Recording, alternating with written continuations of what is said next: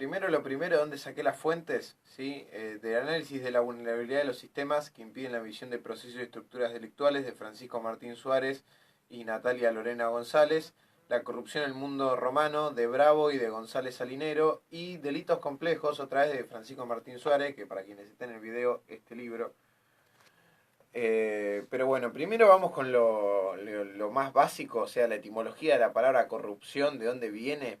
La palabra corrupción deriva del latín de corruptio, que es el resultado de dos palabras, una de origen indoeuropeo, que es com, que significa común, y rompere, que significa romper. Entonces, de alguna manera, corruptio o corromper significa romper lo comunal. Mira, Entonces, lo interesante es que, bueno, que la corrupción, digamos, funciona como un eslabón dentro de lo que son los sistemas delictivos o delictuales. Entonces la corrupción sistémica actúa como protección y apoyo de estos sistemas delictivos, ya que se trata de un fenómeno en el cual existen intercambios que involucran transferencias, ya sean patrimoniales, de favores, atenciones o privilegios que se sustentan en el poder y la autoridad. Y para entender a la corrupción hay que entender que tiene un punteo cuatro elementos constitutivos, que son por un lado un beneficio, o sea, el fenómeno de la corrupción se desarrolla en la búsqueda de beneficios particulares a costas de un bien público, ya sea un bien público o un bien institucional o organizacional o grupal. Después, por otro lado, tiene una transgresión normativa. El acto de corrupción supone la transgresión de una norma vigente, y este hecho explica la intención de mantenerlo oculto o de bajar sus niveles de visibilidad. Después, la interacción. La corrupción es interaccional ya que involucra al menos dos actores, cada uno con cuotas y fuentes diversas de poder. Y después, el aprovechamiento de una posición de poder. La posición de un rol en un ámbito determinado asigna ciertas cuotas de poder. Este poder, la decisión de ponerlo en juego y de aprovecharse de él, permiten a ciertos individuos o grupos promover o ser parte de procesos de corrupción. Y perdón, cinco elementos constitutivos. El último, un perjuicio.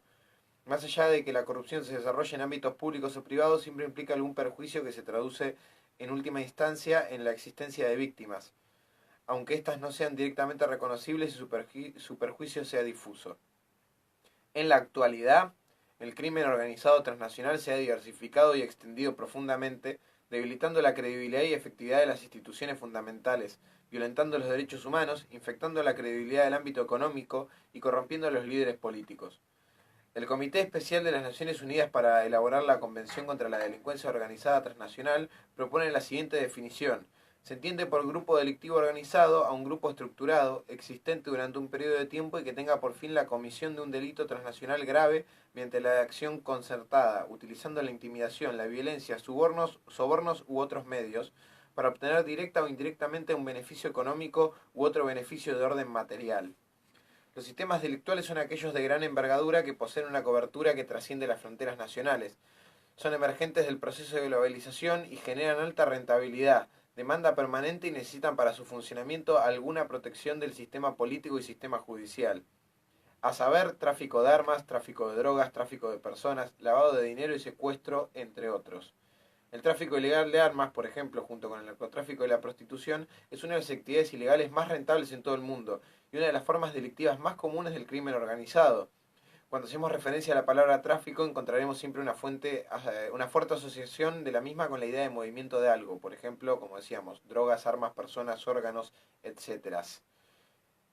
Según el secretario general de la Organización de los Estados Americanos, la OEA, el tráfico de armas es una actividad que afecta por igual a todos los países del hemisferio. Se estima que en el mundo hay una circulación de 500 millones de armas ligeras, la mitad de ellas de forma ilegal. Y por su parte, el tráfico de drogas, como para poner una idea de qué magnitudes estamos hablando, según estimaciones de las Naciones Unidas y otras organizaciones multilaterales, mueven el mundo alrededor de 500.000 dólares estadounidenses anuales, lo que equivale casi a la totalidad de las transacciones textiles mundiales. La estimación significa que de cada 100 dólares que circulan en el mundo, en el globo, al menos 8 de ellos encuentran origen en el tráfico de drogas prohibidas.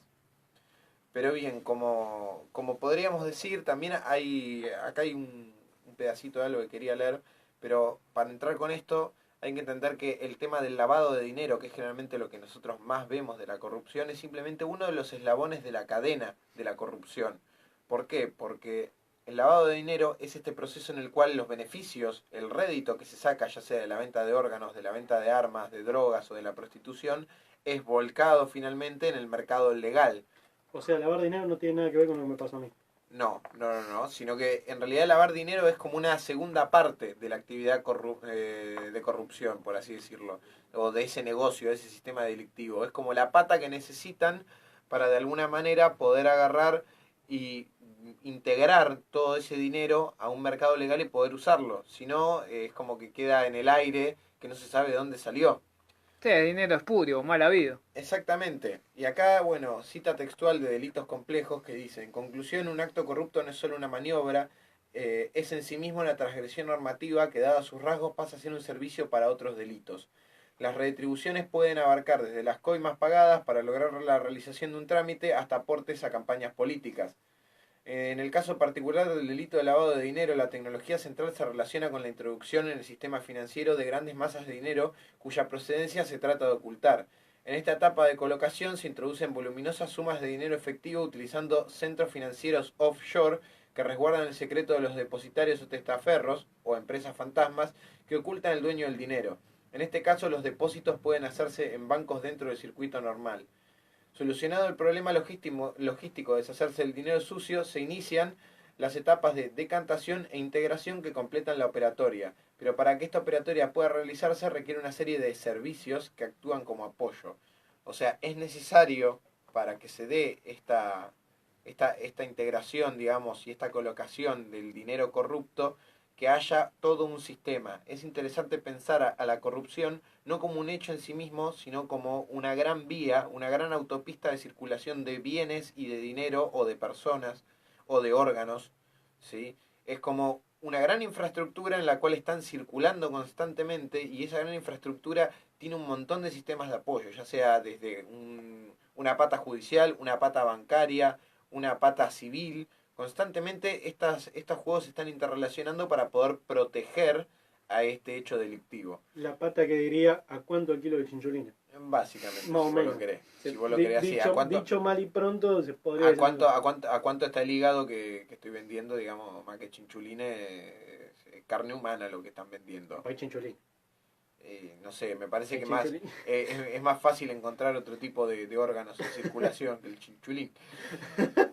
Pero bueno, la corrupción, digamos, en otros tiempos era algo común. Es más, según la Biblia, la corrupción era una práctica tan extendida al punto que, como todos sabemos, Judas vendió a los romanos a su maestro por 30 monedas de plata.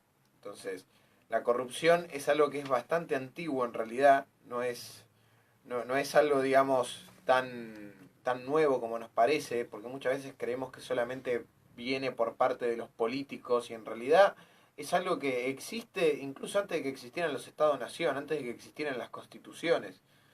Entonces, ¿cómo era esto antes? Y bueno, la corrupción en Grecia, por ejemplo, el término corrupción tenía un componente negativo en el mundo griego.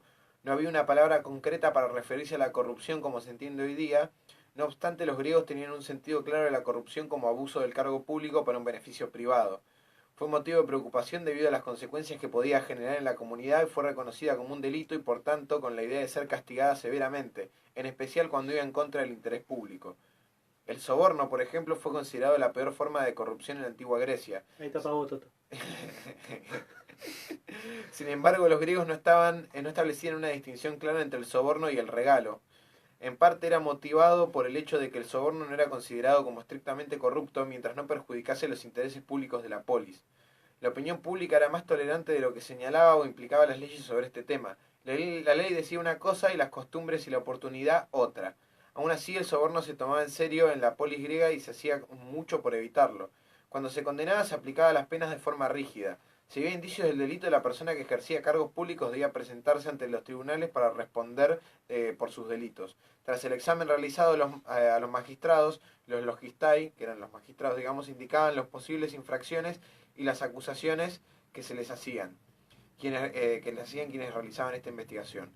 Si había sospecha de corrupción, magistrados griegos realizaban una instrucción de los delitos y lo presentaban al tribunal a iniciativa de los logistai o de cualquier ciudadano. El tribunal realizaba la audiencia final y establecía las penas al infractor tras dictar sentencia. Las penas que generalmente eran bastante rígidas iban de sanciones mayores a menores, pero generalmente las que eran las penas por corrupción eran confiscación de bienes según el valor de los defraudados o de lo que se había ofrecido, multa equivalente a lo defraudado, imposibilidad de ejercer cargos públicos, privación de derechos públicos y la de sus hijos, y la ejecución en caso de gravedad.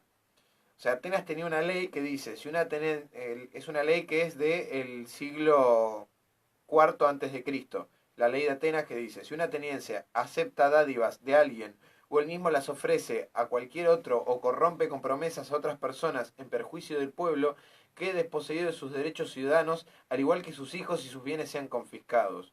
O sea, eran tan duros que le quitaban la ciudadanía a quien era el que era corrupto, y no solamente a él, sino que a sus hijos también. Sus derechos ciudadanos, su ciudadanía quedaba suspendida. O sea, a ese punto, digamos, estaba la ley de Atenas, pero como bien habíamos dicho, no necesariamente lo que decía la ley era exactamente lo que pasaba en la realidad. Como siempre. Sí, básicamente. Mantengamos esa voz interior. Esa voz interior que dice, sí se puede sobornar. Sí se puede. Pero... Es como, como una autoayuda, ¿viste? Pero ves, por eso es el momento socólico, ¿viste? Como, ¿puedo comer carne? ¿Y usted qué cree? Se escucha Sí eso. se puede. Sí se Tu voz puede. interior dice, ¿puedo zafar de la multa? Sí se puede. Es como, es como una frase que te libera totalmente. Mira, por ejemplo, ¿a vos qué te gustaría hacer? No. Decime algo que te gustaría hacer. No Que sé. se puede decir en vivo. No, que decir en vivo no creo que se pueda, así que dejémoslo ahí. ¿Qué te gustaría hacer? No sé, poner bombas en algunas instituciones públicas. Sí se Ahí puede. está, ¿ves? Es como una autoayuda que te eleva el alma. ¿A usted, Frank, qué le gustaría? Y también lo podemos poner en algunos medios, las bombas, digo. No, bueno, tratemos de que no. ¿Por qué no? Porque las nosotros somos un instituciones- medio. O sea, Bueno, pero eliminamos competencia, Juaco. Bueno, ahí habría que preguntarle cómo no, nos dicen con la cucaracha que no. También se puede ir en cana, ¿eh? Sí se puede. ¿Viste? Y sobornar a la cana también, sí se puede. Sí se puede. Acá se puede todo. Es como un programa que entrega. No, bajamos los lompa, acá hay una cosa que es como estamos entregadísimos. Pero. Bueno, como decíamos también, había corrupción en Roma, pero en Roma era un poco distinto. O sea, la base fundamental de la fortaleza romana estaba en el ejército. Bien, entonces el brazo militar estaba profesionalizado y se encontraba en todos los puntos de las provincias romanas. Era la herramienta fundamental del foro para conquistar nuevos territorios, nuevas materias primas, nuevos productos y mantener la supremacía romana en todo el Mediterráneo. Entonces, la guerra era todo un negocio, alrededor del cual unos pocos hacían inmensas fortunas. En cada conquista se adquirió un botín que pertenecía al Estado, a Roma, pero esto era en teoría, digamos, porque en la práctica los bienes confiscados en batalla se repartían entre los altos funcionarios del ejército y del tesoro inicial apenas llegaba una parte a las arcas del Estado. Otra forma de conseguir beneficios era con el suministro de productos al ejército. Los precios se solían inflar sabiendo que el Estado los pagaría. Digamos que eso de inflar los precios en las licitaciones ya lo habían inventado los romanos, pero con el ejército, con los suministros del ejército.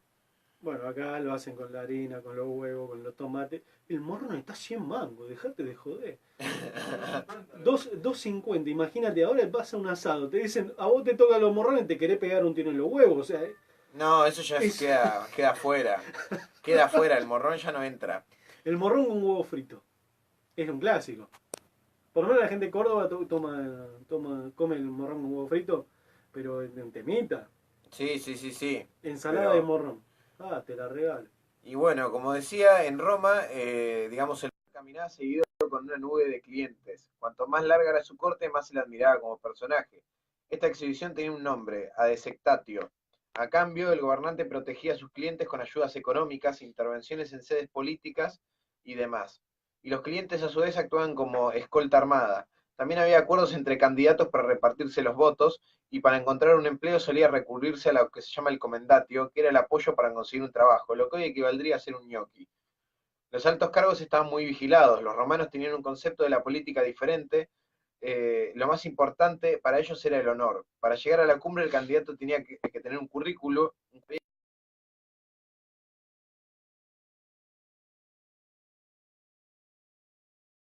tenía que presentar una fianza a principios del mandato, y cuando finalizaba se hacían las cuentas. Si te habías enriquecido, tenías que devolverlo todo. En caso de corrupción había dos penas muy severas, una era el exilio y la otra era el suicidio. El suicidio, esta última, de alguna manera nos permitía mantener el honor. O sea, así de crudos Bueno, eran, digamos. está bien. Sí, Bueno, pero la corrupción, digamos, era algo que sucedía y que ha habido casos incluso hasta del mismo Cicerón. O sea, esto es algo que no es nuevo, que seguimos dando vueltas sobre lo mismo dentro de todo y que todavía no existe una normativa a nivel mundial como para poder decir, bueno, estos son los casos en los que se tiene que seguir con una cuestión de corrupción. O sea, por ejemplo, por eso es que existe lo que se llama los famosos paraísos fiscales hoy día, que son, digamos, lugares que tienen una normativa distinta o más leve, más amena para lo que es la depositación del dinero. usted tiene. No, ojalá, yo no. El que tiene muchas es el A mí me llegó la presidente. información cuando usted me incluimos en el programa que usted tenía cuenta offshore. ¿En serio? A mí me llegó la ¿Quién, información. quién me puso una cuenta offshore a mi nombre? ¿Cuándo me olvidé esta ferro? Me, Por me- me favor. llegó, me llegó la información de que Yo usted quiero fue. mi pedazo, loco. ¿Por qué no me lo dan? Ah, la pelota. Muy bien. No me esperaba esa respuesta. Pero bueno, o sea, después también algo interesante, que es que existe un tipo de corrupción que no necesariamente está organizada y que muchas veces pasa delante de nuestros ojos y que no la percibimos, ¿sí? Que es un producto nacional muy conocido acá en Argentina, que es comúnmente llamado como la viveza criolla. Aún en sus formas más leves, la viveza criolla tiene su precio, ya que muchas veces conlleva ilusión, evasión fiscal, falta de pagos de tasas, usurpaciones y en resumen perjuicio social. La viveza criolla es una actitud a corto plazo que permite superar las innumerables dificultades que nos presenta la vida cotidiana. En lo inmediato desenmaraña o apura procedimientos, e incluso permite cosas normales que aunque sean el simple ejercicio de un derecho son extremadamente difíciles de obtener por la vía burocrática. Jugar a dos puntas. A largo plazo es bastante destructiva porque permite violar impunemente normas, reglas y hasta leyes. Es perniciosa porque debilita la confianza de la comunidad y sus instituciones. Cuando se indaga, para la opinión pública la viveza criolla es efectiva a nivel individual y a corto plazo, pero colectivamente ineficaz y a largo plazo destructiva. Sin embargo, los vivos siguen gozando de cierta admiración por quienes no pueden imitarlos. Muchas veces son tomados como ejemplo y hasta se los festeja. Y digamos, la corrupción, digamos, en conclusión, es una práctica antigua y tiene dos niveles, uno macro y organizacional y uno a nivel micro e individual. Ambos estratos son perjudiciales porque siempre terminan con víctimas indirectas. Pero en Argentina tenemos un serio problema ya que nuestra cultura ha tomado formas de corrupción micro y las ha romantizado, incorporándolas a nuestra identidad nacional. Entonces, la gran pregunta acá es, ¿qué pasa cuando de repente esa viveza criolla está en uso de alguien que tiene una gran cuota de poder? ¿Qué pasa cuando lo hace un empresario o cuando lo hace un mediático? O sea, ¿qué pasa cuando lo hace un periodista? Bueno, ahí es cuando de repente las cosas se empiezan a poner todavía más turbias, porque encima de que tenés un nivel organizacional muy complejo, el resto de la sociedad tiene corrupciones a nivel micro, entonces es un gran entramado muy, muy gigantesco donde tenés cosas ensambladas y cosas sueltas que están perpetuando estas prácticas.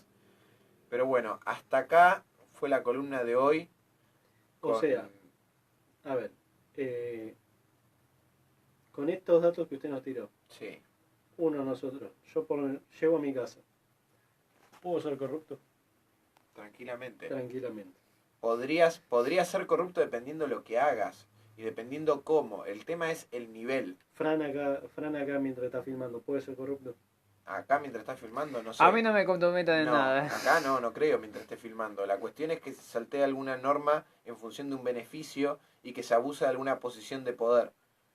Por ejemplo, acá creo que de este lugar, ahora el que tiene más poder es nuestro operador. Sí, sí. Eh, o sea, o sea, en este caso, en este lugar, el que podría ser altamente corrupto es el operador. Y bueno, él sí se podría abusar de su posición de poder y nos manda a todos al muere, ¿no? Por ejemplo, el hecho de no los saco a aire si no me traen algo de comida. Claro. Pero eso es más una extorsión. Igual eso es más que nada negocio con el operador, porque a ver, se sabe que en radio es como que hay que tratar de mantenerlo contento al operador. Mira, me dice que sí. Me dice que sí se ríe, eso es lo peor, o sea, hay que tener cuidado. Lo estamos avivando de a poquito, no sé si nos conviene tanto. No te conviene darle viveza criolla a Toto, no, porque eso sí que es peor que poner bomba en los Igual medios, ya tiene viveza, mírelo, ya tiene viveza. No, creo. seguro. Pero bueno, o sea, esa es una particularidad que tenemos nosotros como digamos, como cultura, es que hemos tomado prácticas corruptas y las hemos aplicado a un nivel micro. Pero eso es algo propio, quizá acá, que le hemos puesto un nombre y lo hemos romantizado. Pero en sí mismo, digamos, la corrupción en general funciona a grandes escalas. Es algo gigantesco y que a veces es transnacional, atraviesa fronteras. Entonces no es solamente algo... O sea, existe un nivel micro, pero el nivel macro es el más peligroso de todos. Que bueno, como nosotros ya sabemos, tenemos un presidente que tiene una cuenta offshore y que la cuenta offshore, por ejemplo, es un paraíso fiscal para lavar dinero que viene de negocios turbios. No O son sea, de él, son del papá. no son de él, son del papá, no importa, está metido porque es parte del grupo, del círculo de apoyo del sistema delictivo que No tiene el sea padre. injusto, no sea injusto, él no sabía. Ah, claro, él no sabía. No sea injusto. Seguramente no sabía que posiblemente ese dinero esté saliendo de venta de órganos, de prostitución, de armas o de No sea drogas. injusto, él no sabía. No, los que no... No sea injusto, él no sabía. La verdad que no creo que no sepa. No sabía. Entonces no Yo sabe te- nada, no sabe ni gobernar, no Yo sabe, tengo el teléfono, me dijo que no sabía. no sabe comer flan tampoco. Es No. como la Comebol, no sabían de Zuculini. No sabían nada. Es como, ligás el no sé. No sabía. Sí, sí, sí, esa es la típica, la forma de lavarme las manos. No, no sabía, no, la verdad que no, soy un boludo a cuerda. Funciona así, quedando como un boludo a cuerda zafás. Prácticamente. Pecando de boludo. Exactamente. Y Pero bueno. bueno, ahora entonces nos vamos yendo escuchando otro tema de Sumo. Como usted quiera. ¿Qué vamos a escuchar? Nos vamos escuchando no tan distintos. Ahí está, vamos nomás.